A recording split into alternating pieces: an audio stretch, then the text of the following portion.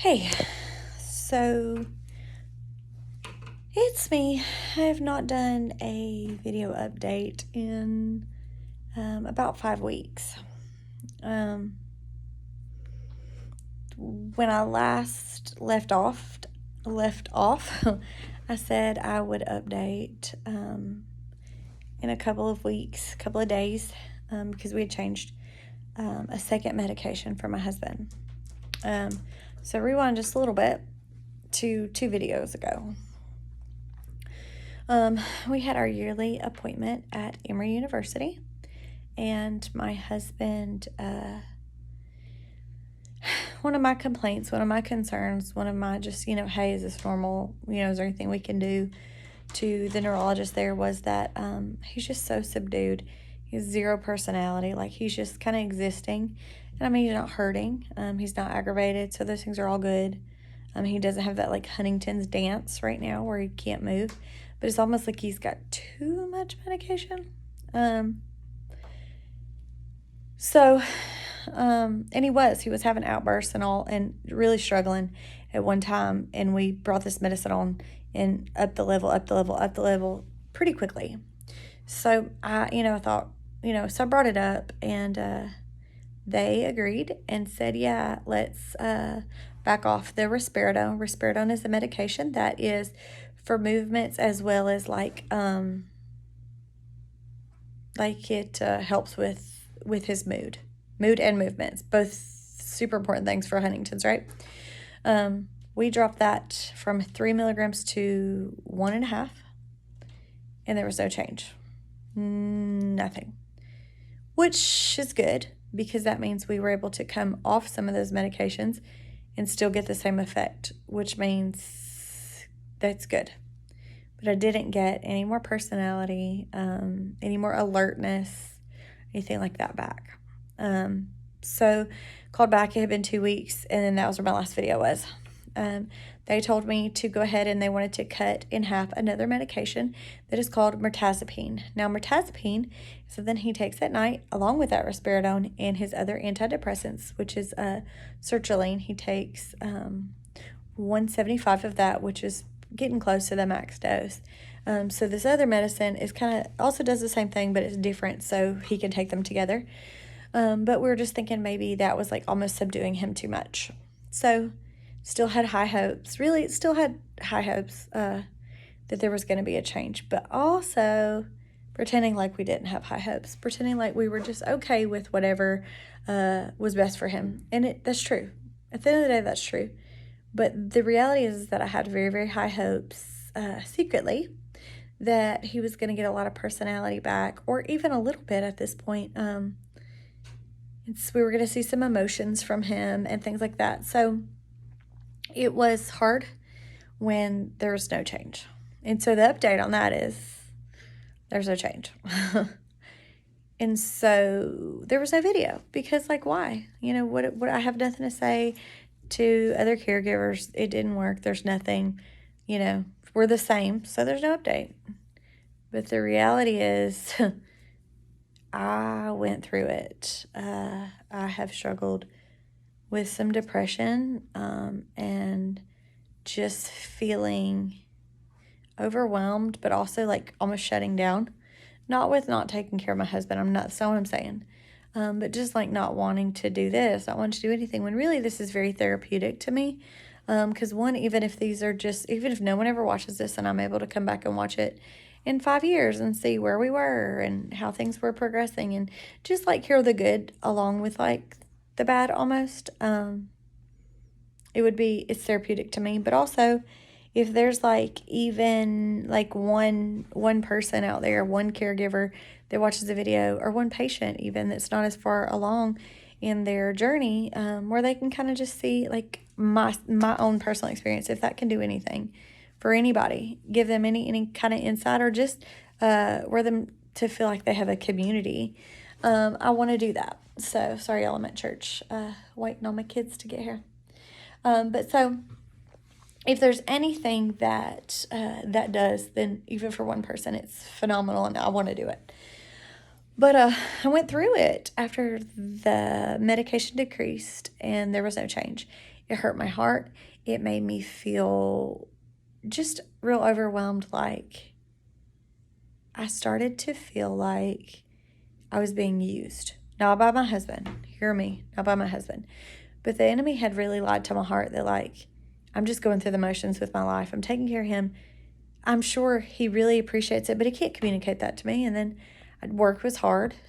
Just not so hard, but just all the things. If you have nothing else going on in your life and you're a caregiver, it's a lot. But I have 5 children. They're all teenagers or older at this point, grown-ups, 3 of them.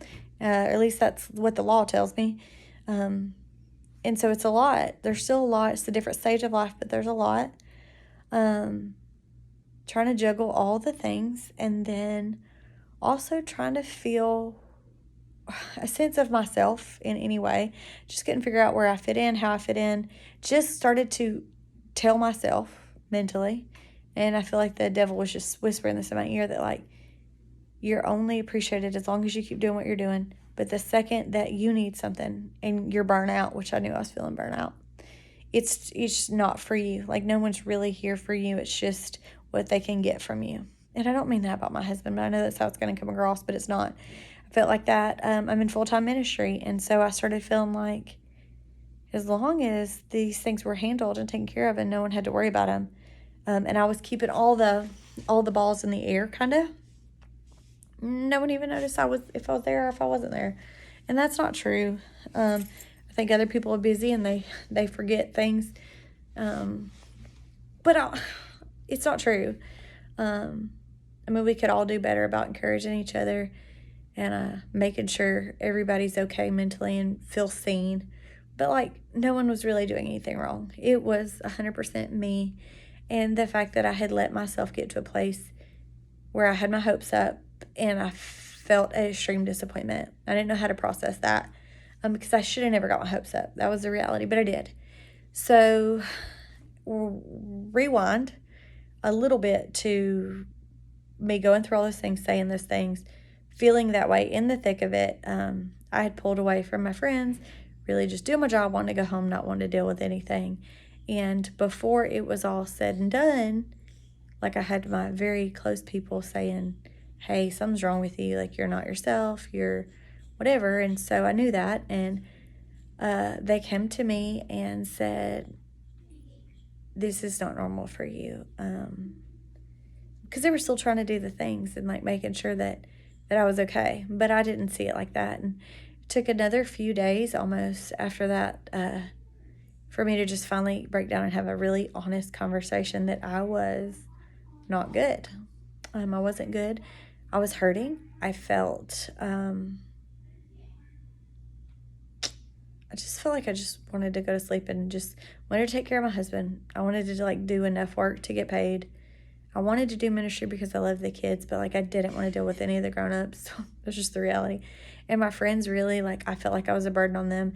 I felt like my friendships were fake, all lies. And that it took work and I didn't have any energy for work, to put in any work. And so it was just really hard. So I had an honest conversation with my 2 very best friends who continuously come across every boundary and every barrier to be a part of this journey with us, to be in the trenches with us. And so far more than that I deserve. It's definitely God sent friendships, and I have a few of those, but this is the most. They're really, like, I rely on these people so very much, and it's, like, kind of scary because that's hard for me, but I do. And I would never, like, want to say that, so they don't see this, so it's okay. But, like, it's hard because I'm a fixer and I'm a doer, but these are things I can't fix for myself, so I do need those people just to help me keep it together sometimes, and that's a lot. So we had some honest conversations, and I just was honest. I didn't even know how to pray for myself. Still praying for you guys, for HD, for other caregivers, for my husband, for my kids. I didn't know what I needed. So I just kind of had shut myself out and was just letting myself crumble. That's what it feels like now. But in the moment, it felt like I was doing everything. I'd already done it. It was no use. Wasn't worried about it. When I know that that's not who I am and that's not what this is, and that wasn't healthy, but it's hard. Because even with my closest friends who were in the thick of it with me, nobody really truly understands. There may be somebody watching this that kind of understands, but my story is still going to be different than your story. But the reality is that I'm not doing life with any of you hand in hand where we really can understand the struggle. And so if you ever feel that way, know that you're not alone, because I feel that way too. You just feel like you're just doing it and spinning your wheels sometimes. So I just was really struggling, and that's why I didn't do a video. That's why it's been 5 weeks. And so I guess my caregiver's update is really not about my husband and what's been going on with him, because none of that's changed, which is a blessing, because he hasn't had any more onset of symptoms. We've stayed the same. We're maintaining. Life is good. If things are not worsening, because this is degenerative, life is good. But it just didn't feel good. I just was in a bad place. And so it's not a caregiver's update in the fact that I'm saying what's going on with how I care for him. It is a caregiver's update of the caregiver, like how I'm feeling, what I'm going through. And I have to come to terms with it's okay for me to say that. Because it's the truth. And because I'm a fixer and I want to just go to work and do the things. And I don't want to feel the emotions. This is the problem. Here's how we're going to fix it. And I go to work. That's who I am. But I can't fix this. There's no amount of love that I can give him, care that I can give him. There's no doctor that I can take him to. There's no work that I can put in any way, shape, form, or fashion that is going to change the situation as far as HD goes. And that's the biggest downfall or pitfall that we're dealing with. And I know that, but it's just been harder to process that in this way. So this is where I am. I'm trying to be very, very honest with myself now. Honest with the people who are closest to me. Not everybody. The reality is not everybody needs your honesty about some of those things. Because some of those things, we have to hold it together for kids. Obviously, we have to hold it together for certain people, because genuinely it's just not their business. But then that can't be the take on everybody. And that's usually my take on 99.99999% of people. But I have to do better about being honest, even if it's just in these crazy videos to you guys, because I'd have to talk about it. But I am in a better place. I'm able to pray. I feel like I am not just spinning wheels and going through the motions. We're trying to enjoy life. We've had a good time. We've had a lot of good things happen. We've went on a little mini vacation to the beach. Just my parents, who I'm also caregivers for, my husband, and my youngest daughter, who's the baby. She's 15, but I have to really take care of her. She was the only person that I wasn't really taking care of. And I did it by myself, and it was scary, and I really did not enjoy it in that way. But honestly, we kept everything afloat. Everything was good. We got down there and back safely, and everybody made memories, and so that's 100% a bonus. It was a good time. Nobody got sick. Nobody got hurt. We have my daughter going to her very first high school dance this weekend. Lots of things going on ministry-wise, getting ready for church right now. He's here in the other room, just hanging out. We have our oldest baby is getting married in 2 weeks. So we have a lot of good things happening. And I'm looking at good things, and I'm being positive.